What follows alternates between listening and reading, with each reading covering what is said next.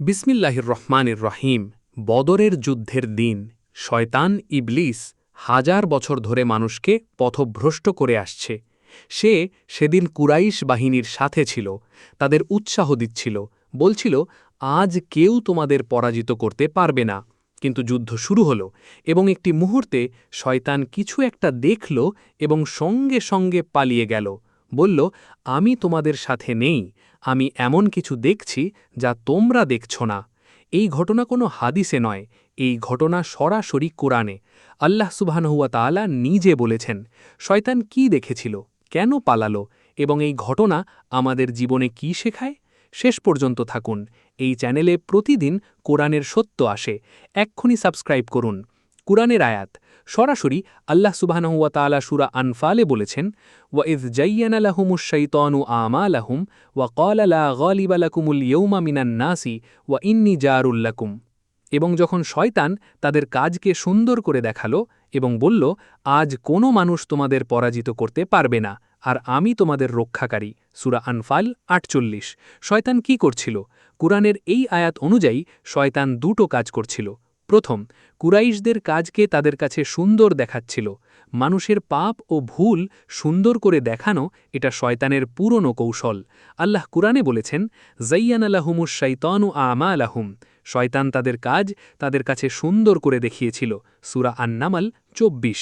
দ্বিতীয়, মিথ্যা আশ্বাস দিচ্ছিল, কেউ তোমাদের হারাতে পারবে না, আমি তোমাদের সাথে আছি।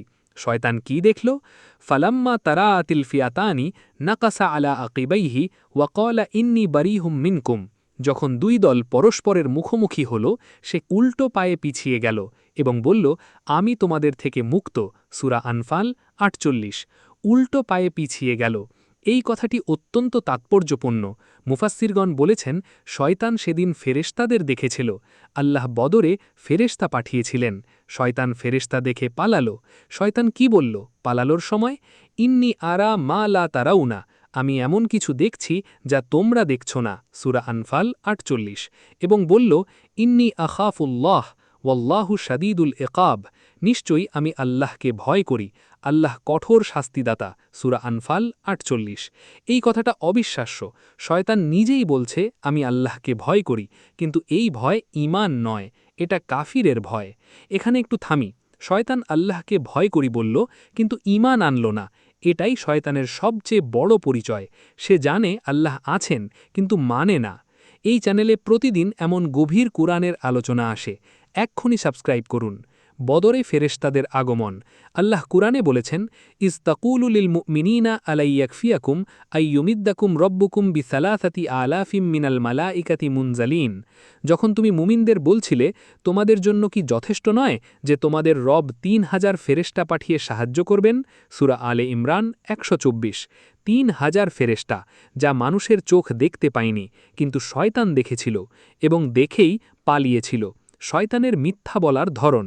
আল্লাহ কুরআনে সূরা ইব্রাহিমে বলেছেন, শয়তান কিয়ামতের দিন বলবে, ওয়ামা কানা লিয়া আলাইকুম মিন সুলতানিন ইল্লা আন দাআউতুকুম ফাস্তাজাবতুম লি। তোমাদের উপর আমার কোনো ক্ষমতা ছিল না, আমি শুধু ডেকেছিলাম, তোমরা সাড়া দিয়েছিলে। সূরা ইব্রাহিম ২২। বদরেও এটাই হলো।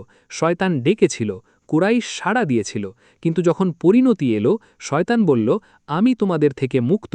শেষ কথা, বদরে শয়তান পালিয়েছিল। কেন? কারণ ফেরেশতা দেখেছিল, কারণ আল্লাহের সাহায্য দেখেছিল, কারণ মুমিনদের ঈমান দেখেছিল। আল্লাহ বলেছেন, কাইদুশ শাইতানি কানা দঈফা। শয়তানের কৌশল দুর্বল। সূরা নিসা ৭। শয়তান ভয় দেখায়, কিন্তু সে নিজেই ভয়ে পালায়। যে মুমিন আল্লাহের উপর ভরসা করে, শয়তান তার কাছে দুর্বল। আল্লাহ বলেছেন, ইন্নাহু লাইসা লাহু সুলতানুন আলাল্লাযীনা আমানু ওয়া আলা রব্বিহিম ইয়াতাওয়াক্কালুন। যারা ঈমান এনেছে এবং তাদের রবের উপর ভরসা করে, তাদের উপর শয়তানের কোনো ক্ষমতা নেই। সূরা নাহল ৯৯।